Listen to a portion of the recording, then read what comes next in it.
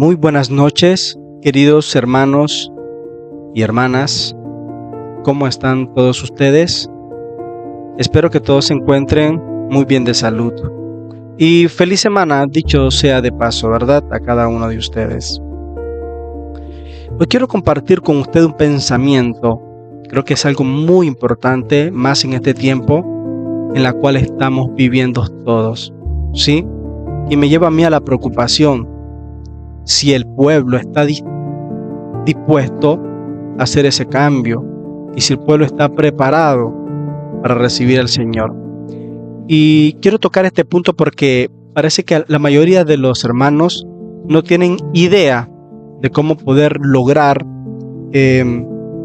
vencer sus debilidades. Así que, antes de comenzar, me gustaría entrar en una oración, por favor. Querido Dios eterno, Padre celestial, bondadoso, misericordioso, te damos la gracia por este inicio de semana.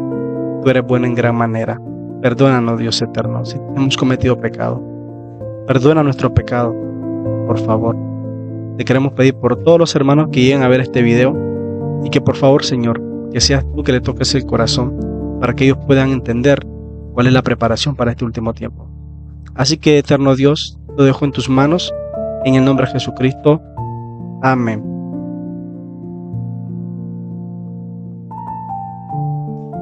Bueno, lo que estaba diciendo y lo que me parece muy importante, más en este tiempo que estamos viviendo, y recordándole siempre que tenemos 184 años de que comenzó el juicio.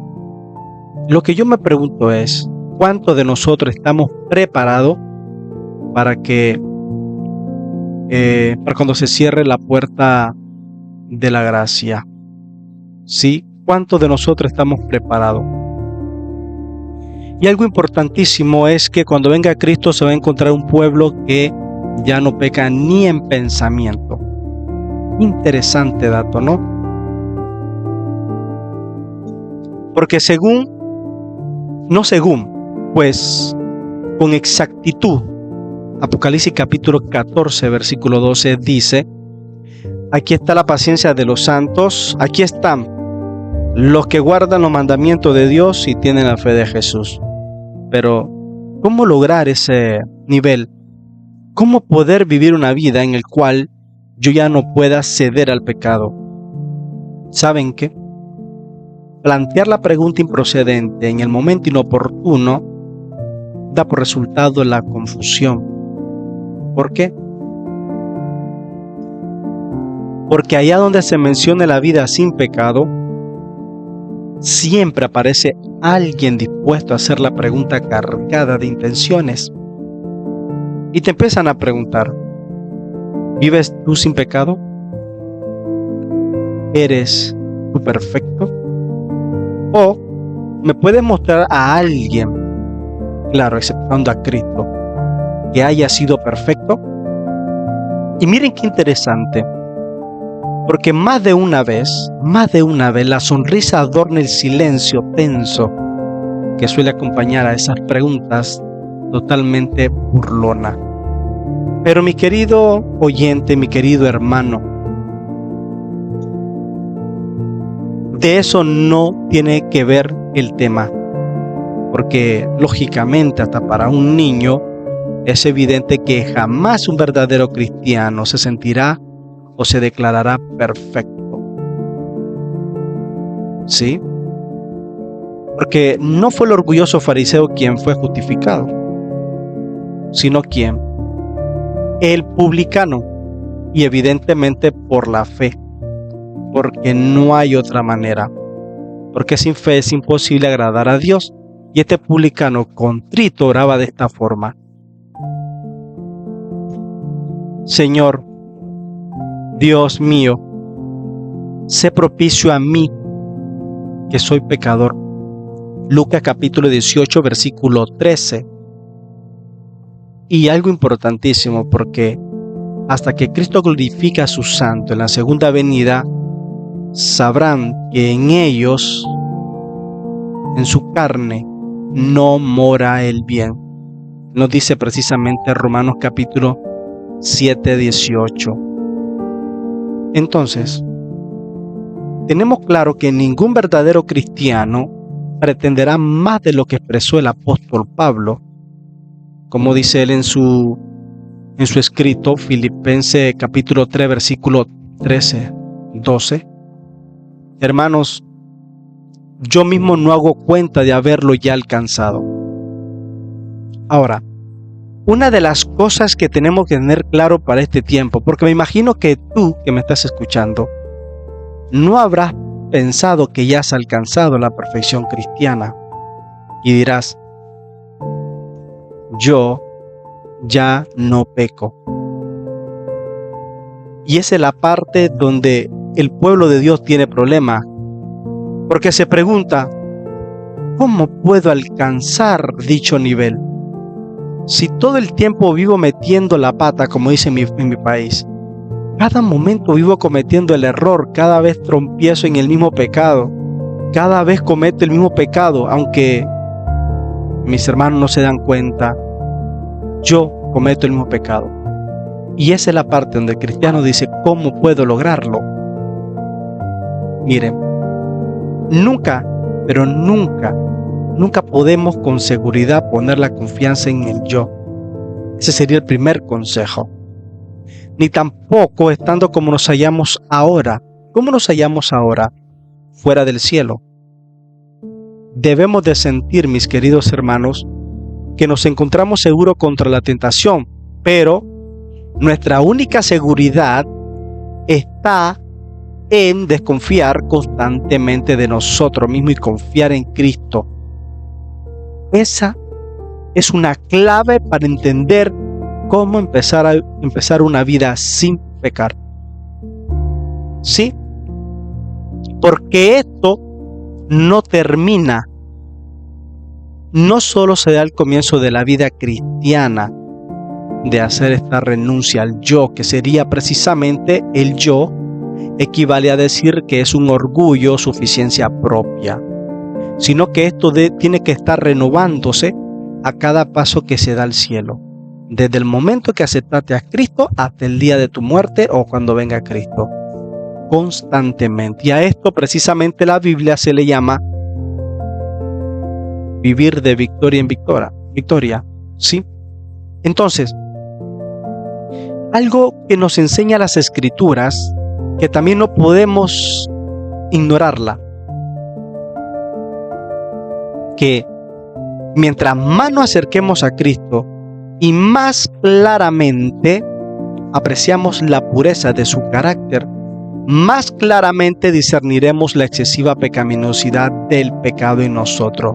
Y saben que como resultado, mi querido oyente, menos nos sentiremos inclinados a ensalzarnos a nosotros mismos. ¿Por qué? Porque mi querido hermano, que estás siendo derrotado por el pecado, que quieres alcanzar esa vida perfecta para agradar a Dios y a su Hijo, ¿sí? Que hoy te muerdes la lengua, que lloras en cada oración y lloras fervientemente deseando ser liberado del pecado que te consume. Déjame decirte que no te puedes dar por vencido la noche a la mañana. ¿Por qué? Porque hay esfuerzo ferviente desde la cruz hasta la corona.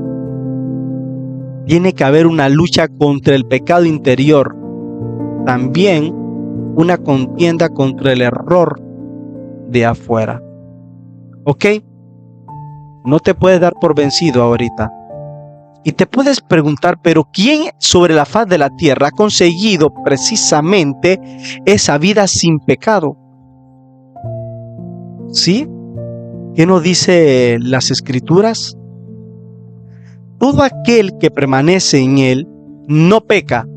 Todo aquel que peca no le ha visto ni le ha conocido. Entonces pregunto, y debemos de preguntarnos, si nos hacemos la pregunta, ¿cómo puedo lograr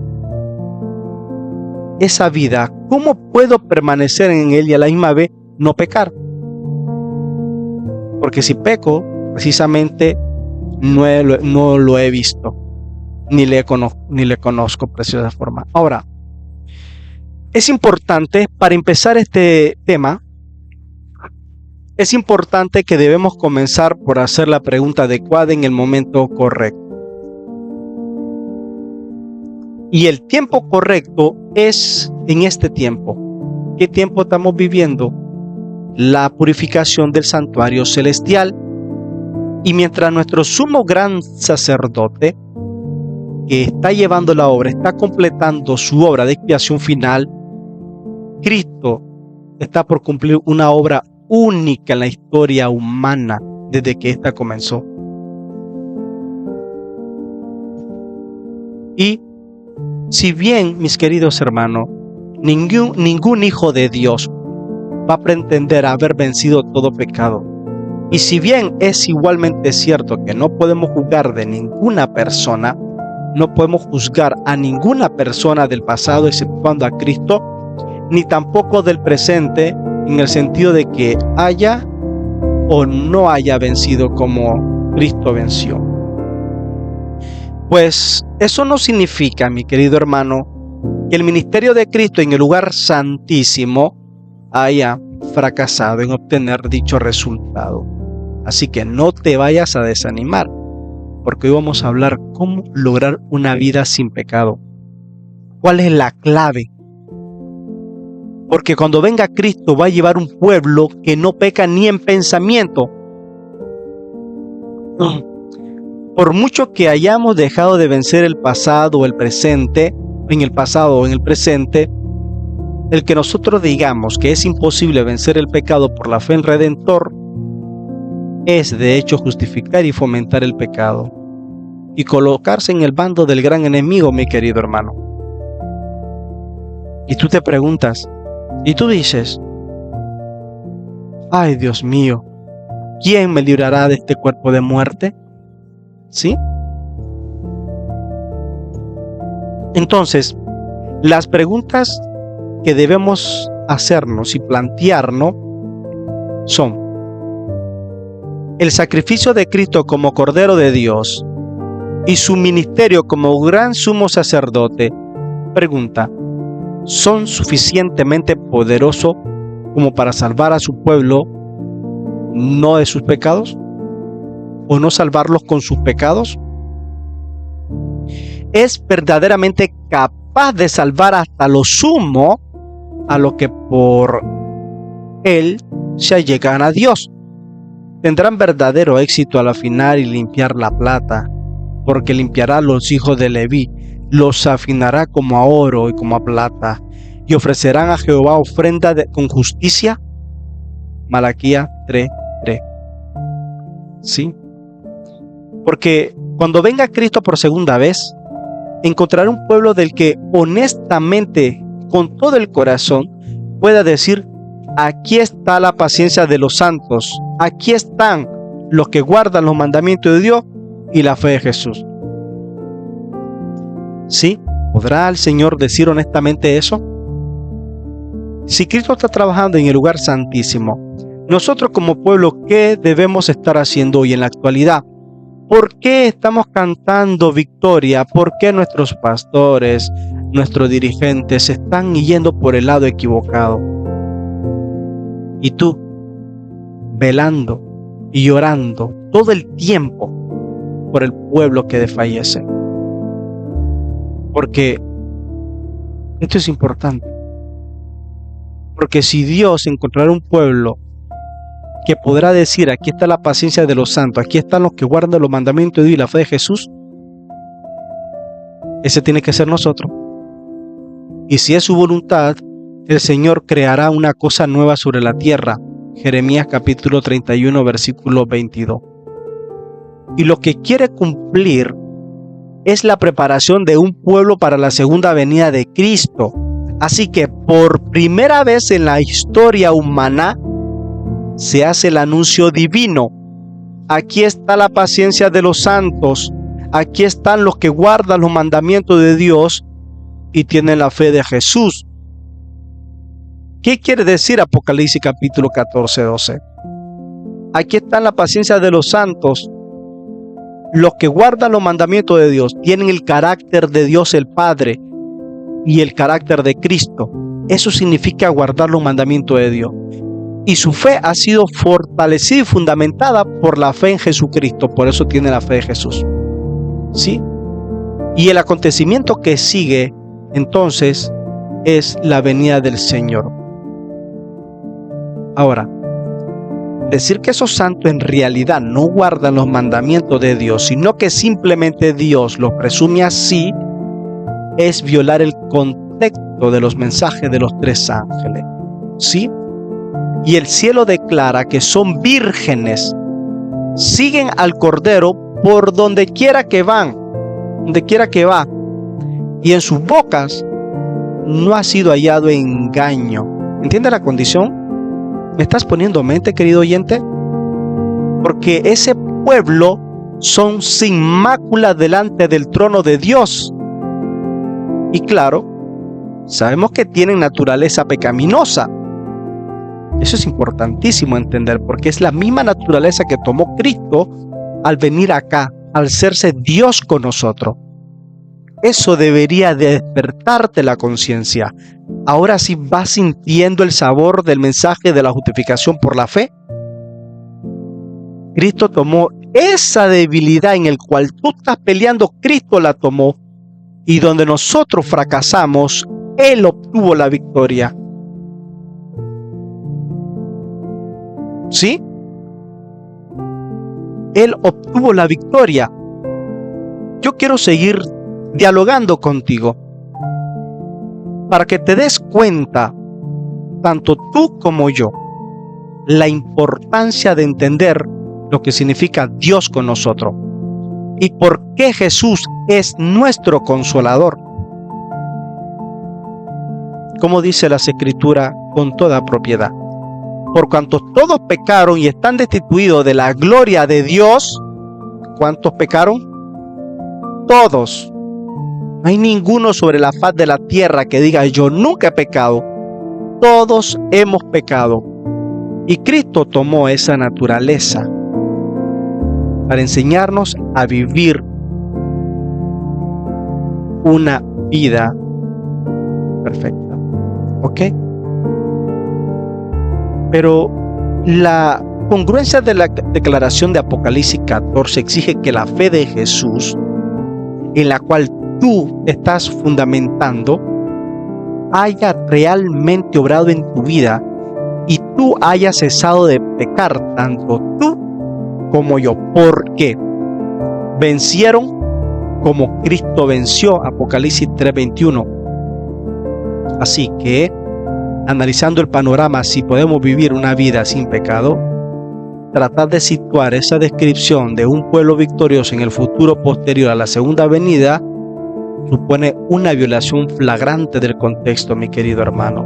Porque en Apocalipsis capítulo 15:2 se contempla el mismo grupo que ha obtenido la victoria antes del fin del tiempo de gracia. ¿Sí? Y no es que vamos a vivir una vida pecando hasta que Cristo venga.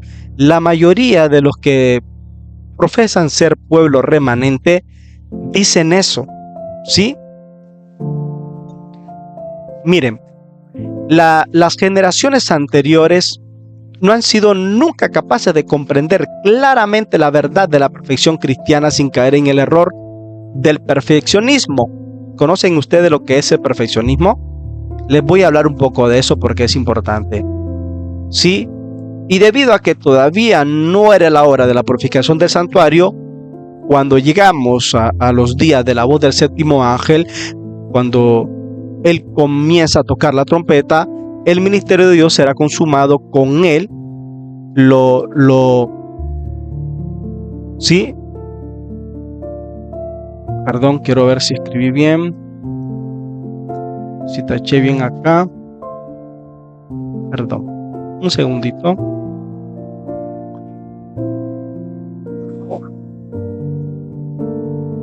Ok. Vamos a leer Apocalipsis capítulo 10. Vamos a ver qué se hizo Apocalipsis capítulo 10. Un segundo, por favor. Apocalipsis capítulo 10, versículo 7. Sino que en los días de la voz del séptimo ángel, cuando él comience a tocar la trompeta, el ministerio de Dios se consumará como él lo anunció a sus siervos los profetas. Correcto, así mismo. A sus siervos los profetas. ¿Sí? Y entonces, aquí, la contribución especial que el pueblo debe hacer para completar la gran reforma y el cumplimiento de la comisión evangélica. ¿Sí me están entendiendo lo que estoy diciendo? ¿Por qué? Porque debe haber una conjugación de la verdad del santuario celestial y de la verdad de la justificación por la fe. Y entonces, o es entonces cuando comenzamos a sentir la auténtica y significación del mensaje de 1888 tal como el Señor lo envió a su pueblo. ¿Sí? Vamos entendiendo el mensaje de 1888. Ahora, el mensaje de 1888 era un mensaje de gloriosa esperanza, tan exento de fanatismo como de los errores del perfeccionismo. Y este mensaje, predicado en 1888 por los pastores A.T.J. John y Waggoner, fue rechazado por la mayoría de la iglesia adventista. ¿Sí? Y ambos mensajeros, desde el principio de la era de 1888, fueron claros y categóricos en cuanto a que es posible vivir una vida sin cometer pecado, como lo dice Pablo. ¿Ok? ¿Sí?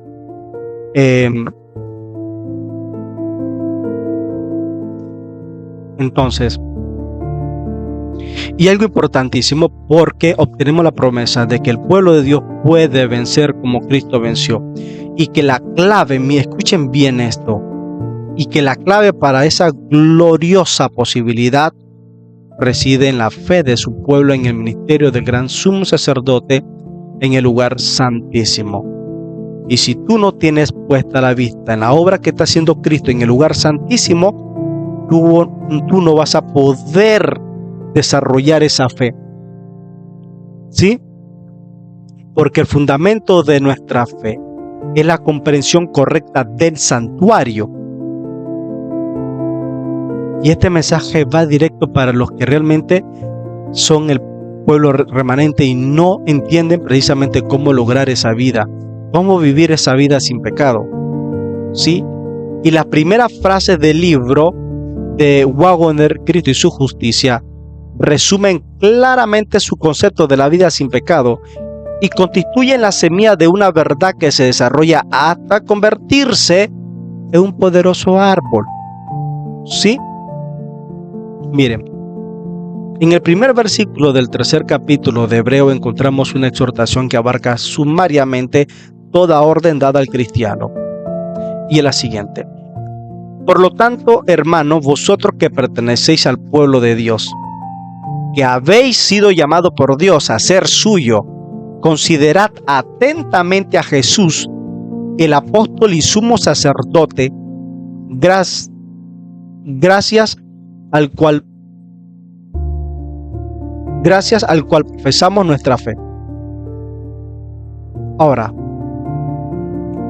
esa versión es la de Dios habla hoy, ¿ok?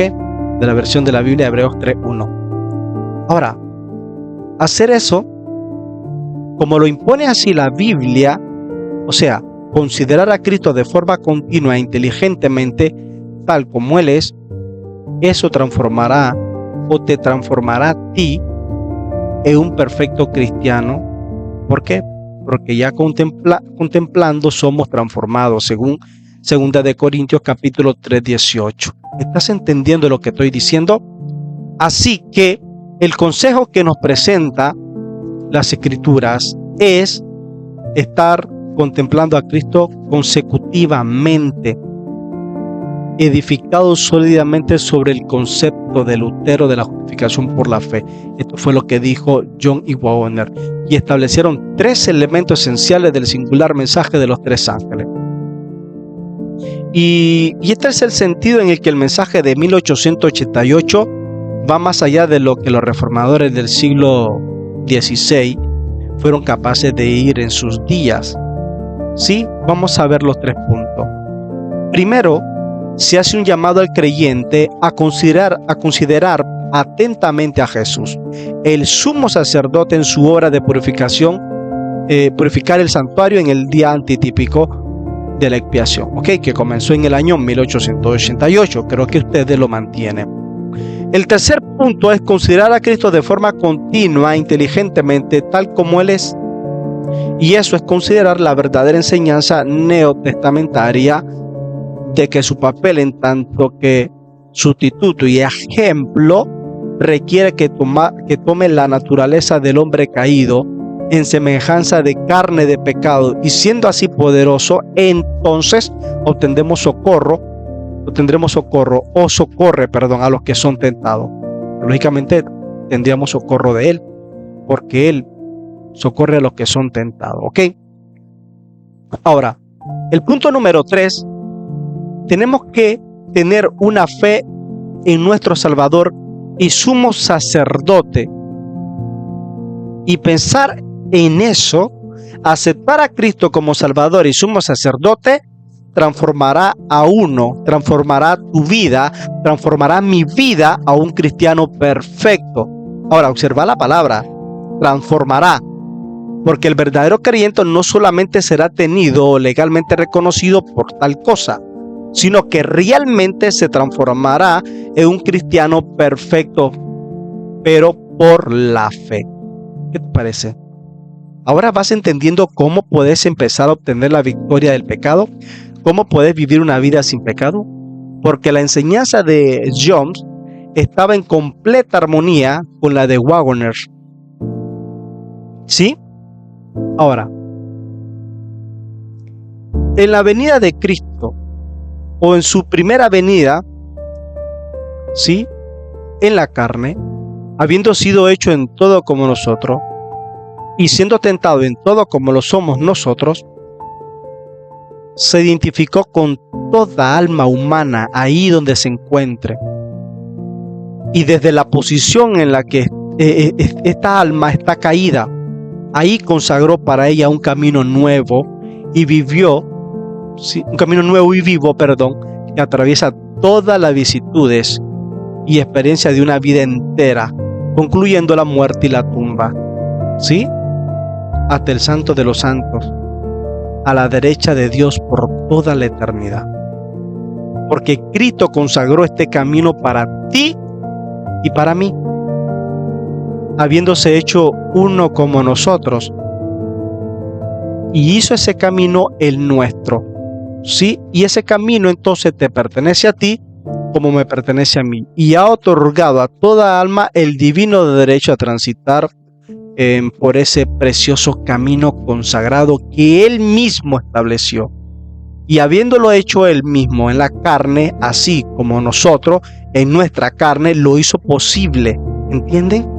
De hecho, nos ha dado la seguridad de que toda alma humana puede caminar en ese camino, con todo cuanto significa ese camino, y por medio de él tener libre y plenamente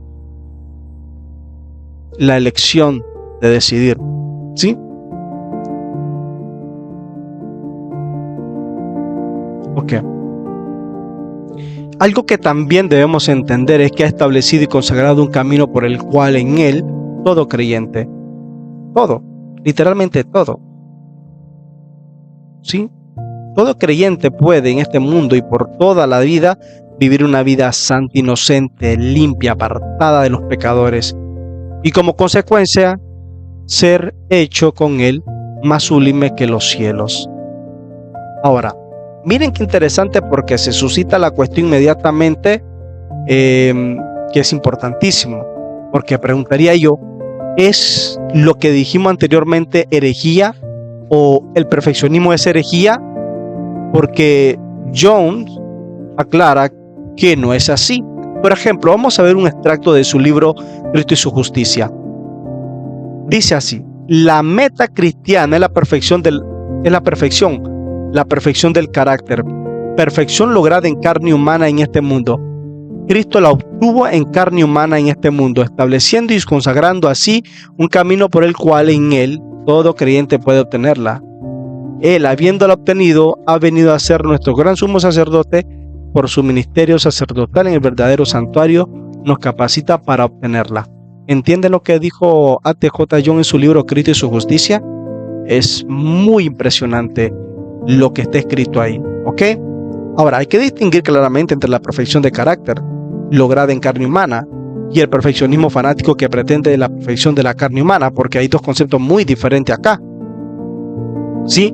Una cosa es lograr la perfección del carácter lograda en tu carne humana, lograda en tu carne pecaminosa, y la otra es perfeccionismo que pretende la perfección de la carne, en el cual la carne ya no cede al pecado, que ya no tienes el deseo de pecar, que ya no tienes el deseo de mentir, que ya no te puede tentar porque el cuerpo ya no cede a sentir dicha tentación.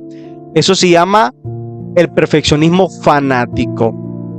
Y el perfeccionismo es una herejía que se caracteriza por una o más de las falsas ideas que les voy a comentar. Primero, el perfeccionismo dice que hay una erradicación de la naturaleza pecaminosa del hombre en cualquier momento o anterior a la glorificación, a la segunda venida de Cristo. Y eso es totalmente falso. No hay una erradicación de la naturaleza pecaminosa del hombre en cualquier momento o anterior a la glorificación de la segunda venida. No existe eso. No. Luego dice el perfeccionismo fanático que hay una restauración perfecta de los poderes mentales o físicos mientras el hombre es un mortal. Eso es falso.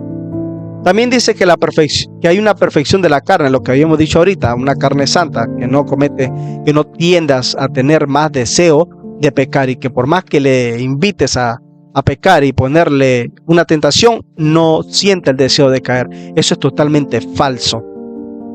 Sí, y luego dice que la vida sin la gracia capacitadora de Dios. Y luego el otro punto sería una confusión de mérito intrínseco, confiando en una santidad o justicia inherente. Y luego la pretensión del ser salvo en base a una santidad superior. Nadie es salvo por una santidad superior, ya que la salvación es totalmente gratuita, ¿ok? Entonces,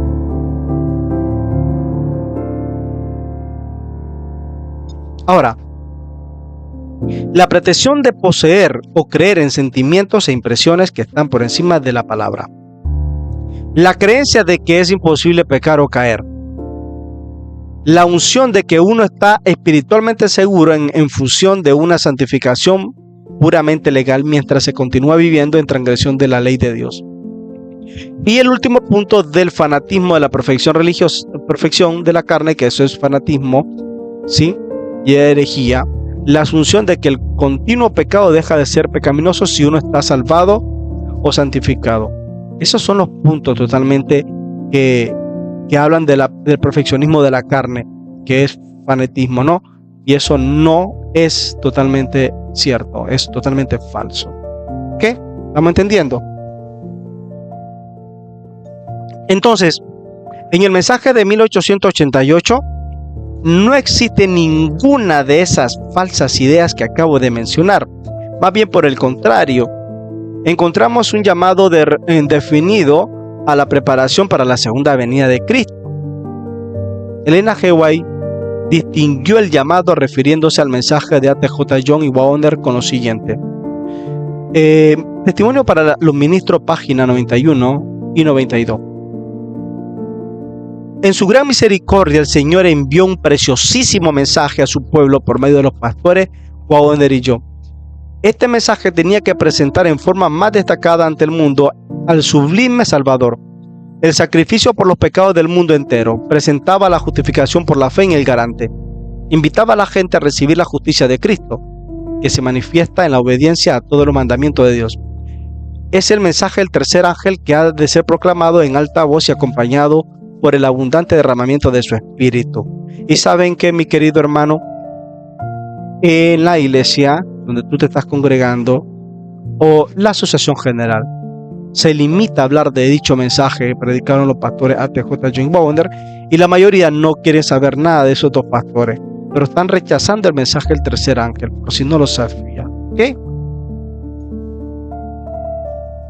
Así que frecuentemente Elena G. de White declaró que la causa real de rechazo del mensaje fue un amor secreto al pecado, porque Waggoner nos dijo que estaba en deuda con Lutero y Wesley por su comprensión. Y Wesley enseñó claramente la posibilidad de vida sin pecado en carne mortal, y la terrible oposición de la que fue objeto en su día era una representación de la que debieran afrontar John y Waggoner. Wesley dijo del conflicto en su día lo siguiente. Dice: ninguna otra expresión en la Santa Escritura ha resultado ser tan ofensiva como la presente. El término perfecto es lo que muchos no pueden soportar. La simple pronunciación del mismo es una abominación para ellos. Y quien quiera que predique la perfección en el sentido de que es posible lograrla en esta vida, incurre en grave riesgo de ser tenido por peor que un pagano y publicano ante ellos. Eso está en su libro Works, Works Wesley, volumen 6, página 1. Luego dice en la página 424, no dice un gran hombre Sincerdor. Es el error de los errores. Aborrezco con toda mi alma. Lo perseguiré por todos los sitios con fuego y espada. Pero ¿por qué tanta vehemencia? ¿Por qué son tan ardientes, casi diremos furiosos, los que se oponen? Con pocas excepciones, lógicamente. Los que se oponen a la salvación del pecado. En el nombre de Dios, ¿cuál es la razón de ese apego al pecado que han hecho de bueno por nosotros? ¿Qué de bueno puede hacer por nosotros en este mundo o en el porvenir? ¿Y por qué esa violencia contra los que esperan la liberación del pecado? ¿Sí? Miren, perdón.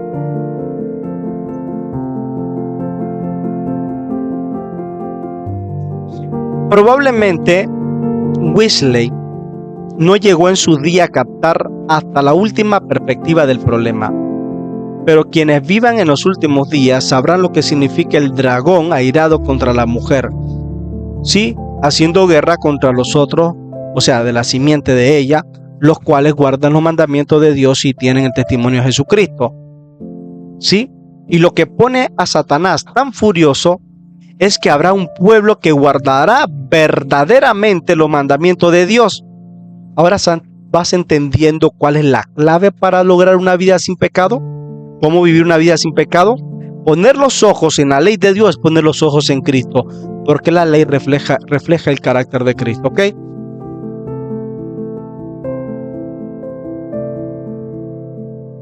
Ahora, en realidad, la ley de Dios ha sido desde siempre el centro de la controversia, ya que del hombre caído el enemigo declara que nos es imposible obedecer su precepto, como dice este enemigo caído. ¿Sí?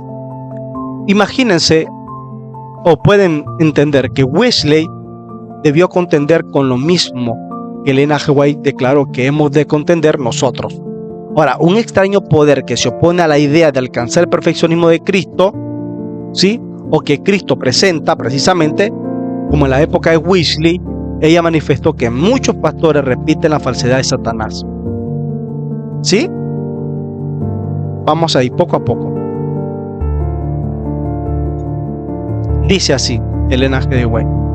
Satanás declaró que era imposible para los hijos e hijas de Adán guardar la ley de Dios, acusándolo así de la falta de sabiduría y amor. Si no podían guardar la ley, entonces el defecto estaba en el dador de la ley. Los hombres que están bajo el control de Satanás repiten esas acusaciones contra Dios, al aseverar que los hombres no pueden guardar la ley de Dios. Qué interesante, ¿no? Pero ¿saben qué? Cristo tomó sobre sí la naturaleza humana y se sujetó a cumplir toda la ley en el beneficio de aquellos, tanto de ti y para mí. ¿Sí? a quienes representaba, tanto a ti como a mí. Por eso es que hizo eso. Tomó nuestra naturaleza humana, ¿para qué? Para presentarnos ante el Padre, limpio y sin mancha.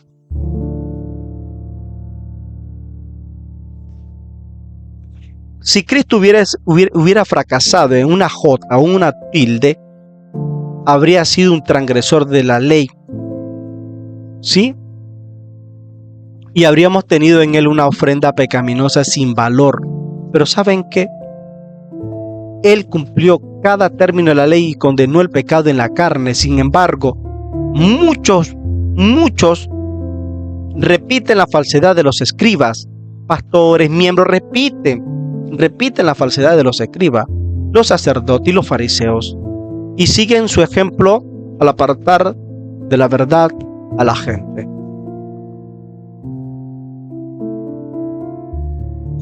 Ahora, Dios se manifestó en carne para condenar el pecado en la carne, manifestando obediencia perfecta a toda la ley de Dios. O sea, Cristo no pecó, ni fue hallado engaño en su boca, no corrompió la naturaleza humana, y aunque en la carne no transgredió la ley de Dios en ningún punto en particular, más que esto, eliminó toda excusa que pudiéramos esgrimir nosotros los hombres caídos y decir que no podemos guardar la ley, pero sí podemos guardar la ley como Cristo lo mandó. Ahora, en la Sick on the Time, 16 de julio de 1896 dice: este testimonio en relación con Cristo muestra llanamente que condenó el pecado en la carne. Nadie puede decir que está sujeto sin esperanza a la servidumbre del pecado y Satanás, ¿ok? El pecado y Satanás, para decirlo de esa forma.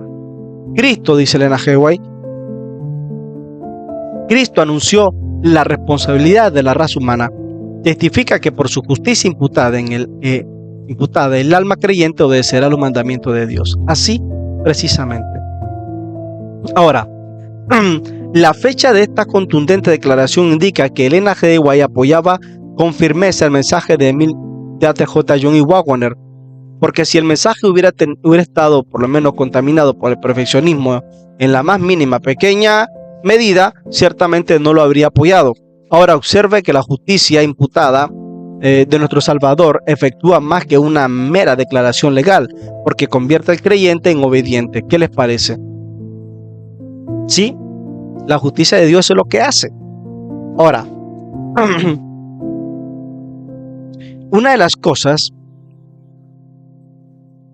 así como Cristo logró vencer, así también espera que nosotros lo hagamos. ¿Ok? Cristo, para decirlo de esa forma, hizo una ofrenda tan completamente que por su gracia todos podemos alcanzar la norma de la perfección. De todos cuantos reciben su gracia y siguen su ejemplo, está escrito en el libro de la vida, completos en él, sin mancha ni arruga. Así está escrito en el libro de la vida. Entonces, los seguidores de Cristo deben ser puros y debemos de ser verdaderos en palabra y obra. Y en este mundo, un mundo de iniquidad y corrupción, los cristianos deben revelar los atributos de Cristo. Tú debes revelar los atributos de Cristo. Tú no puedes darte por vencido por la primera tentación. ¿Ok? Porque si caes en la primera tentación significa que aún no tienes un corazón convertido. ¿Sí? Entonces, todo cuanto hagan y digan debe estar libre de egoísmo. Todo lo que vayas a decir tienes que estar libre de egoísmo, porque Cristo los quiere presentar ante el Padre sin mancha, ni arruga, ni cosa semejante. ¿Ok? Tienen que estar purificados por su gracia, llevando su carácter. Ahora, una de las cosas, en su gran amor, Cristo se entregó por nosotros y debemos entregarnos a Él. ¿Sí? Entonces, no debe costar entender de que así como Cristo peleó la buena batalla por nosotros, no significa que nosotros no peleemos la batalla. Precisamente Cristo nos dice: toma tu cruz y sígueme. entonces nosotros también debemos entregarnos a Él, así como Él se entregó por nosotros. Y cuando esa entrega es total, Cristo puede concluir la obra que comenzó en nuestro beneficio mediante la entrega de sí mismo. Entonces, nos puede brindar restauración completa. Así que, mientras tú sigas fracasando en tu vida espiritual y sigas cediendo al pecado, déjame decirte que no has hecho una entrega completa. No hemos hecho una entrega completa que nos ayude precisamente a recibir a Cristo como nuestro Salvador. ¿Sí?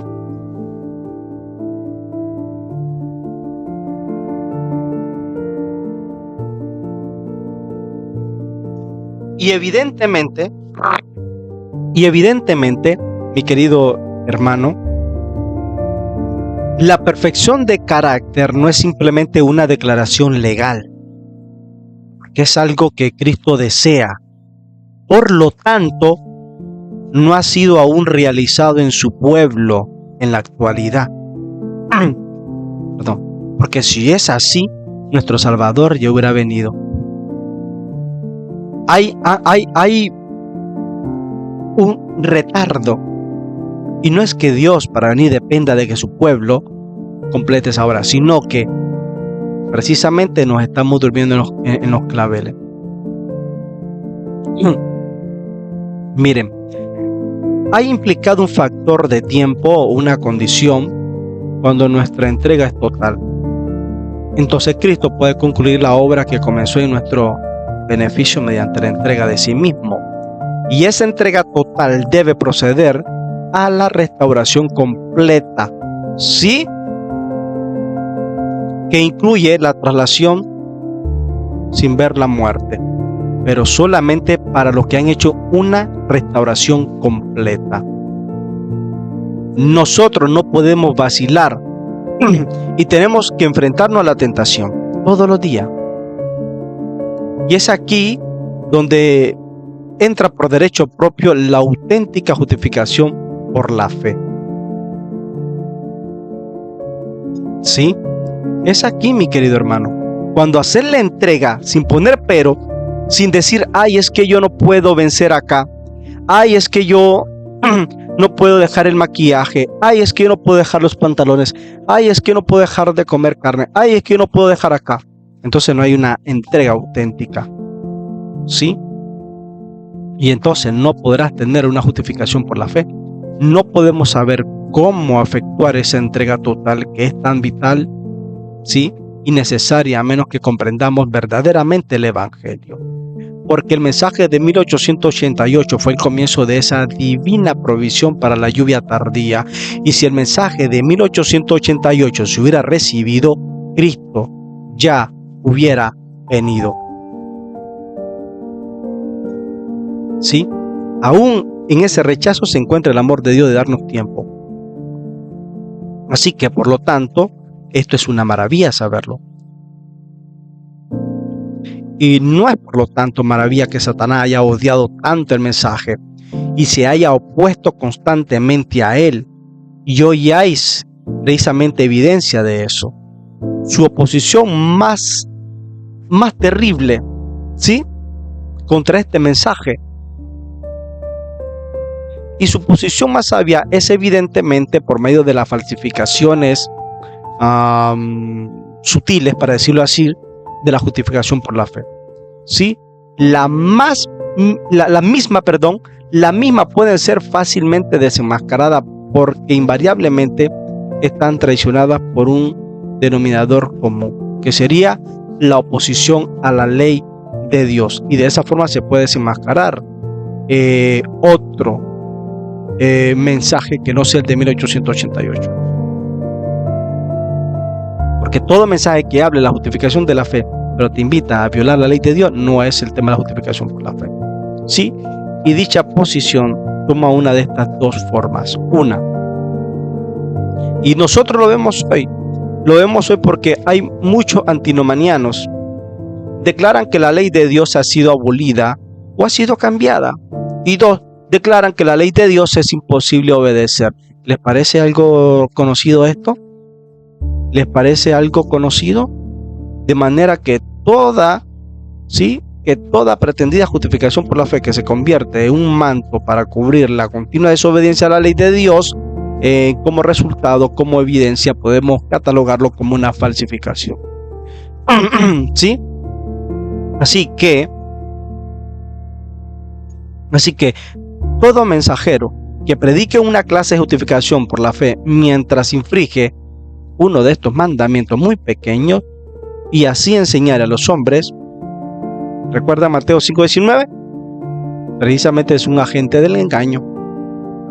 ¿Ok?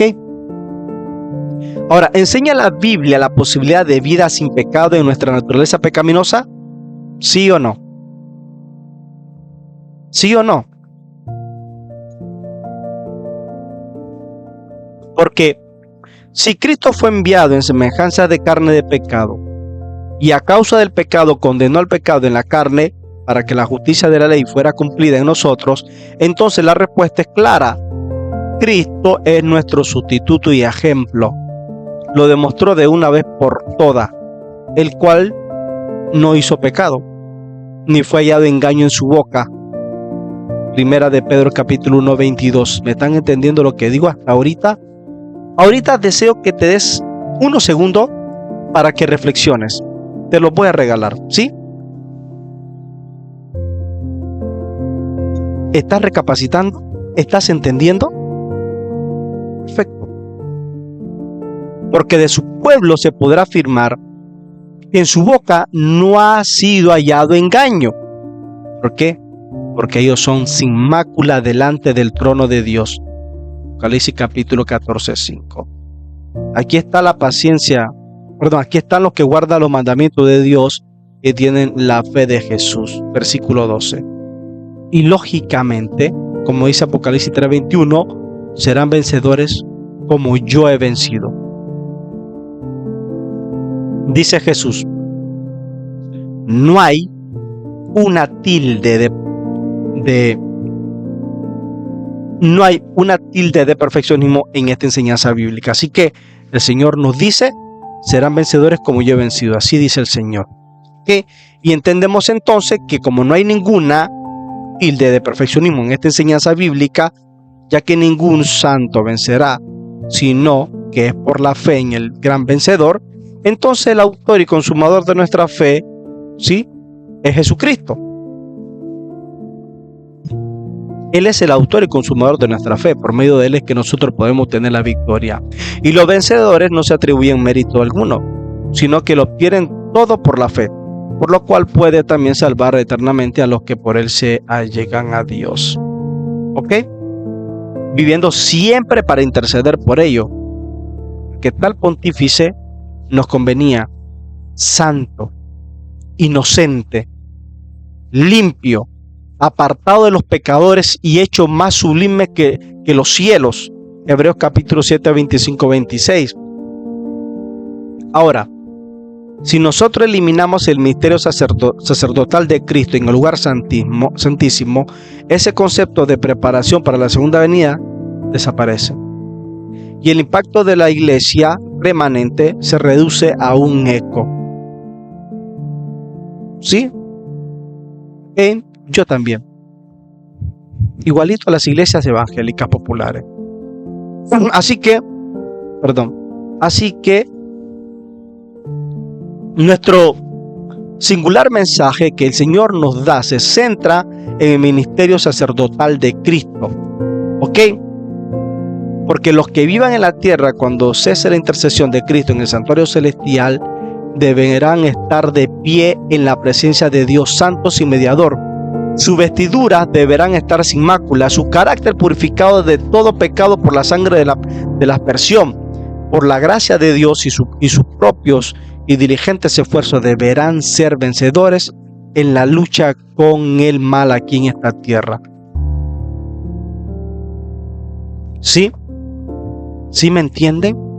Mientras se prosigue el juicio investigador en el cielo, mientras que los pecados de los creyentes arrepentidos son quitados del santuario, debe de llevarse a cabo una obra especial de purificación, de liberación del pecado entre el pueblo de Dios en la tierra.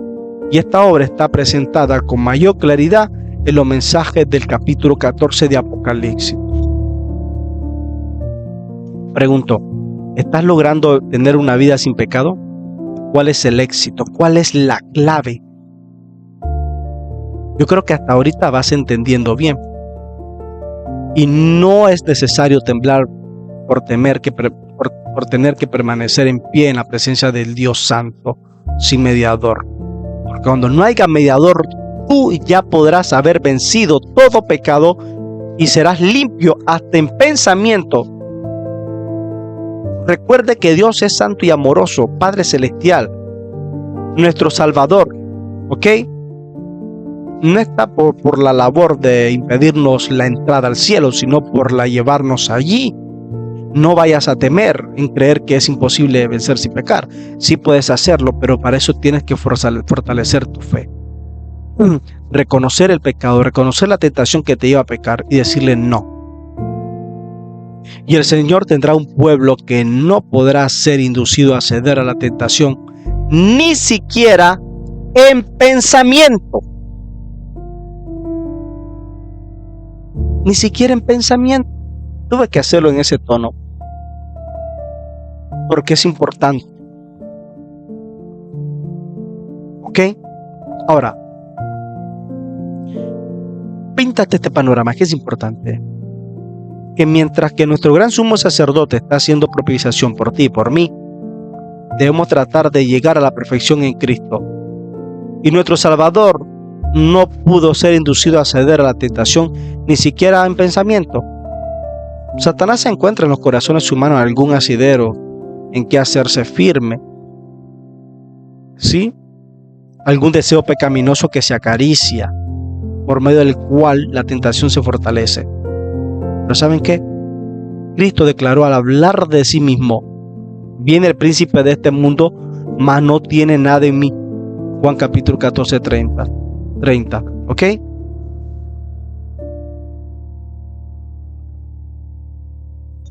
Entonces, Satanás no pudo encontrar nada en el Hijo de Dios que le permitiera ganar la victoria, porque Cristo guardó los mandamientos de su Padre y no hubo en él ningún pecado de que Satanás pudiera sacar ventaja. Y esta es la condición en que deben encontrarse los que han de poder subsistir en el tiempo de angustia. Y déjenme decirle que estamos a punto de entrar al tiempo de angustia. Y alguno va a decir: justo lo que me temía. Prefiero morir e ir a la tumba más bien que pasar por tiempo de angustia. Porque se deben de decir: ¿y si no doy la talla? ¿Y si no lo logro? Porque si sentimos eso, realmente estamos siendo egoístas por dos conceptos. Estamos privando al Señor de la lealtad que Él merece recibir de nosotros en esos últimos días. Y estamos evadiendo una experiencia y pruebas de que algún otro tendrá que sufrir en nuestro lugar. Si toda nuestra preocupación se reduce a alcanzar el cielo, ciertamente somos egoístas. Que quienes razonan que el camino del cementerio es, por ejemplo, ¿cómo puedo decir? Es al fin y al cabo tan eficaz para llegar al cielo como el vivir el tiempo de angustia y la traslación. Están pensando exclusivamente en sí mismo, porque dice: prefiero morir para ir al cielo que vivir el tiempo de angustia. ¿Sí? Tal vez no se dan cuenta, pero en realidad están intentando evitar a Cristo. ¿Sí? Así que las Escrituras ilustran perfectamente una vida sin pecado. En esta vida es donde debemos separarnos del pecado por la fe en la sangre expiatoria de Cristo. Nuestro amado Salvador nos invita a que nos unamos a Él, a que unamos nuestra flaqueza con su fortaleza, nuestra ignorancia con su sabiduría, nuestra indignidad con su mérito. ¿Sí? ¿Qué les parece? Así que en nosotros está, si queremos cooperar con los factores que Dios emplea en la tarea de conformar nuestro carácter en el modelo divino. En nosotros está. En ti está, si quieres trabajar en armonía, sí, con la tarea, con los factores. Así que no hay nada que temer. Con tal que estemos dispuestos a unirnos a Cristo, no hay nada que temer. ¿Tú temes todo el tiempo que vas a caer en pecado? Libérate de ese pensamiento y haz el bien, porque el sabio ve el mal y se aparta. ¿Sí? Así que, mi querido hermano, tenemos que entender que no es por nuestros propios esfuerzos y trabajando duro que nuestra vestidura deberán estar sin mácula. No es por nuestro propio esfuerzo, ¿sí? Y que nuestro carácter es purificado, llegan a estar de todo pecado. No, sino por la sangre de la aspersión de Cristo, por la gracia de Dios que por descontado no recibimos en vano. Y nuestros propios y diligentes esfuerzos significativamente o sencillamente no sirven para nada. Nuestros propios y diligentes esfuerzos. Más bien debemos cooperar con las agencias que el cielo emplea. Esa maravillosa obra debe ser realizada por la fe en la sangre expiatoria de Cristo y no creer que por nuestros propios méritos podemos lograrlo. Ahora, ¿y qué es esa fe? Según Juan 3:16, es nuestra respuesta sincera y profunda al Dios y amante que se entregó por nuestro bien. El agente eficaz de la justicia por la fe es la fe en su sangre. ¿Sí? Es una apreciación del corazón, del amor de Dios revelado en la cruz de Cristo. Porque muchos aceptan a Cristo como un artículo de fe, pero no tienen fe salvadora en Él como su sacrificio y salvación. No son conscientes de que Cristo murió para salvarlos de la penalidad de la ley que han transgredido. ¿O crees que Cristo como sustituto tuyo paga la deuda de nuestra transgresión? ¿Lo crees? Pero no para que podamos seguir pecando, sino para que seamos salvos de nuestros pecados, ¿ok? Porque podés decir que crees en Cristo Jesús cuando aprecias el costo de la salvación. Podés decir cuando sentís que Jesús murió por ti en la cruz, ¿sí? En la cruz del Calvario. Y cuando tenés una fe inteligente, razonada, de que su muerte hace posible que cese de pecar y que perfeccionemos un carácter recto por la gracia de Dios, que es otorgada como compra de su sangre. Pregunto, ¿empiezas a vislumbrar el tremendo poder de la fe? No que la fe en sí misma haga nada, es Jesús quien lo hace, pero la justicia es por la fe y a lo que lleva a que cese de pecar, tanto a ti como a mí. Y que perfeccionemos nuestro carácter, nos mantengamos recto. ¿Ok? Qué maravillosas oportunidades se ofrecen a cada uno de nosotros. ¿A qué altura de santidad puede llegar una persona? No importa la mucha guerra que Satanás pueda hacer contra nosotros, ¿sí? Que te asalte ahí donde te encuentres, en carne, en la carne más débil. ¿Sabes qué? Puede morar bajo la sombra del Omnipotente y ser colmado con la plenitud de la fuerza de Dios. ¿Sí? El ser que es más poderoso que Satanás puede morar en tu corazón continuamente. Ahora, ¿qué significa cesar de pecar? La respuesta es clara. No significa dejar de tener una naturaleza pecaminosa o dejar de ser tentado. Eso no significa, porque ese es el error del perfeccionismo. No significa dejar de experimentar las consecuencias de una herencia pecaminosa o dejar de sentir el llamado a las seducciones desde adentro y desde afuera, que son consecuencias de haber pecado. Significa, escucha esto, mi querido hermano, porque esto te va a ayudar muchísimo. Significa que por la gracia de Cristo podemos cesar de responder a esas presiones. Significa que podemos decir no a toda tentación interior o exterior. ¿Estás entendiendo lo que digo? Y podemos decir sí al Espíritu de Dios. Significa que podemos ser hechos verdaderamente obedientes a la ley de Dios De manera que podemos decir con Cristo: el hacer tu voluntad, Dios mío, me ha agradado, y tu ley está en medio de mis entrañas. ¿Ven qué interesante? Salmo capítulo 48. ¿Cómo podemos vivir una vida sin pecado? Porque entiendan, no significa perfección de la carne. Y quizás Jesús, como carpintero, erró el martillo alguna vez, mellando la madera en lugar de clavar el clavo. Así que sería una necedad calificar eso de pecado. El pecado tiene relación con la voluntad, con la elección. Entienda eso. Tú eres el que vas a decidir decirle sí a la tentación interior o a la tentación exterior. Tú eres el que vas a decidir. ¿Sí? Miren, el pecado de la maledicencia comienza acariciando los malos pensamientos. Un pensamiento impuro, tolerado, ¿sí? Un deseo insano acariciado contamina el alma, compromete su integridad. Si no debemos de cometer pecados, debemos cortarlo desde el mismo principio. ¿Y de dónde comienza? En la mente. ¿Ahora entiendes cómo puedes vivir una vida sin pecado? Todo deseo y emoción debe mantenerse en sujeción a la razón y la conciencia. Debe cosecharse inmediatamente todo pensamiento, desecharse todo pensamiento impío que se te venga a la cabeza. Todo. ¿Sí? Cuando venga el pensamiento impío, cambia de lo que estás haciendo, que te está llevando a eso, y haz otra cosa que te lleve al pensamiento limpio. ¿Sí?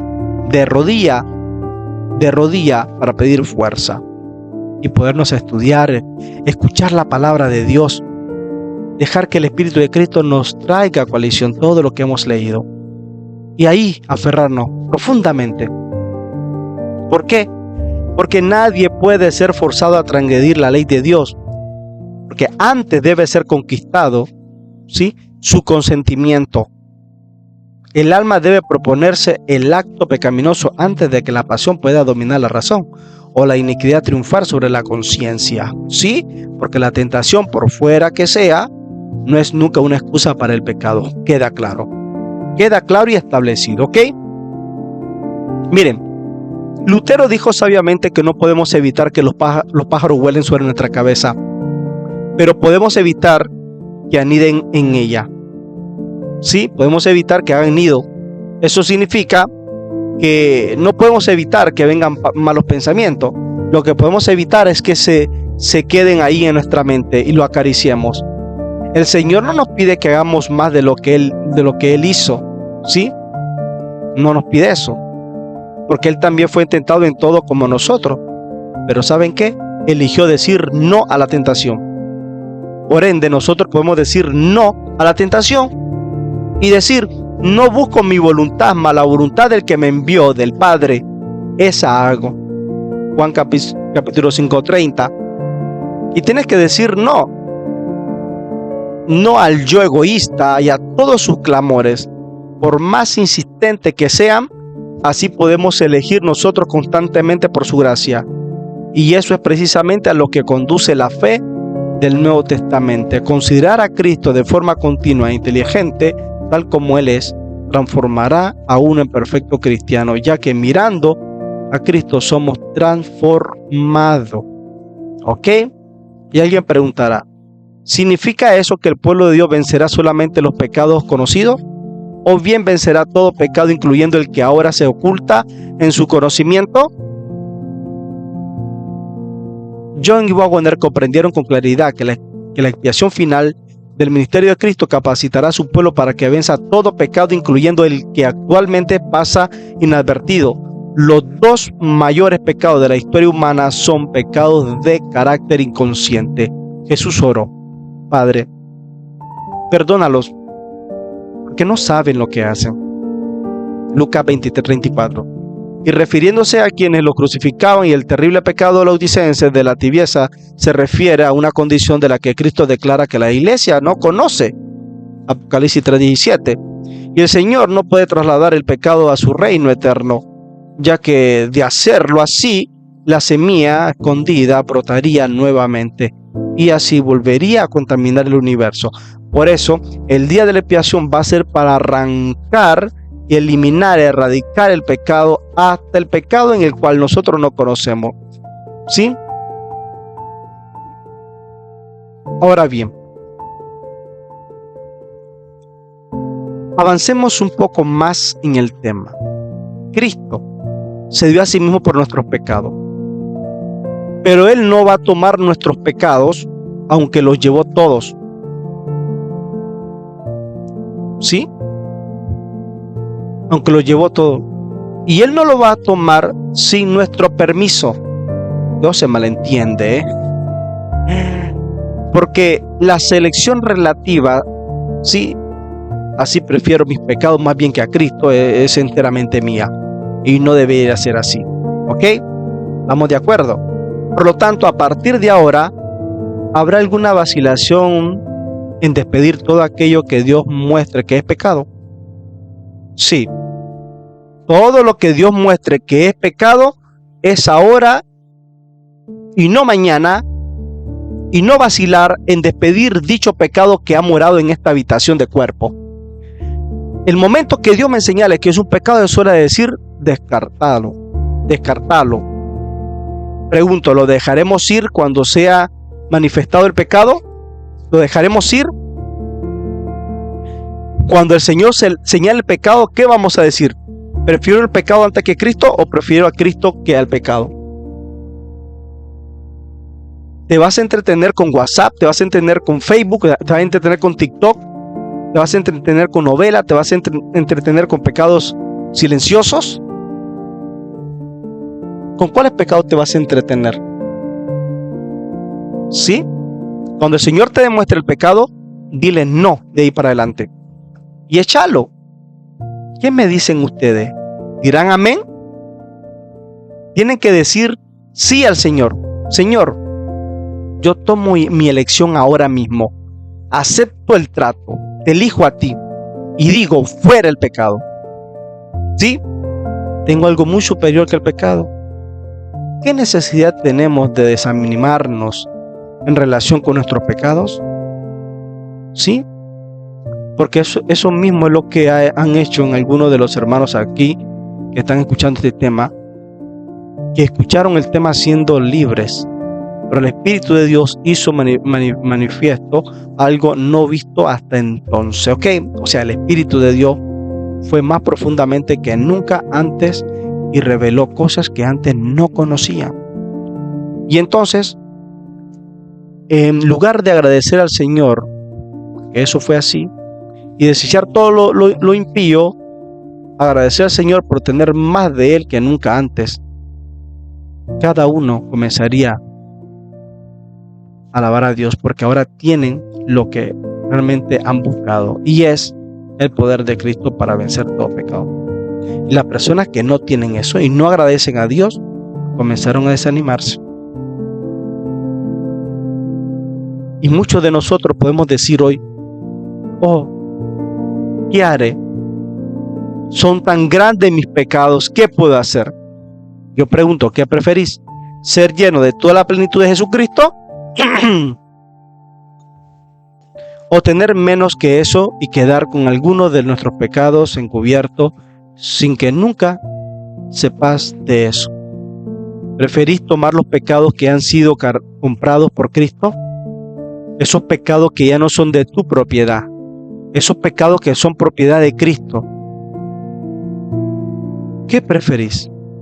¿Darle los pecados a Cristo para recibir a cambio a Cristo y obtener la vida eterna? Bendito el nombre de Dios. Porque ¿cómo se nos podría poner el sello de Dios, que es la marca de su carácter perfecto revelado en nosotros? Y siendo que aún albergamos pecados, Dios no nos puede poner el sello, mi hermano. El distintivo de su perfecto carácter sobre nosotros hasta que lo vea efectivamente así. Hasta que no lo vea efectivamente así. Y es así como Dios ha profundizado hasta los lugares ocultos de los que ni soñábamos anteriormente, porque nosotros no podemos comprender nuestros corazones. Y Él limpiará el corazón y pondrá el último vestigio de impiedad. Así que permítele avanzar, hermanos, permitámosle que continúe en esa obra de investigación de nuestro corazón. Porque si el Señor quita nuestros pecados sin nuestro consentimiento, ¿qué bien haría eso en nosotros? Eso sería simplemente hacernos autómata. Pero somos instrumentos inteligentes, ¿no? Sí, somos instrumentos inteligentes. No somos máquinas. Somos seres dotados de inteligencia. Dios nos empleará de acuerdo con nuestra propia elección activa, ¿ok?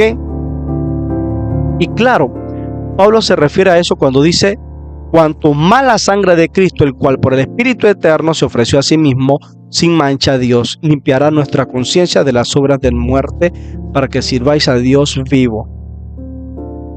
¿Qué les pareció el tema, mi querido hermano? ¿Estás dispuesto a entregarle a Cristo tus pecados? ¿O quieres seguir teniendo los pecados que Cristo ya compró? ¿Sí? Así que te dejo el tema y espero que te haya servido. Espero que puedas tomar una decisión genuina. Que Dios te bendiga.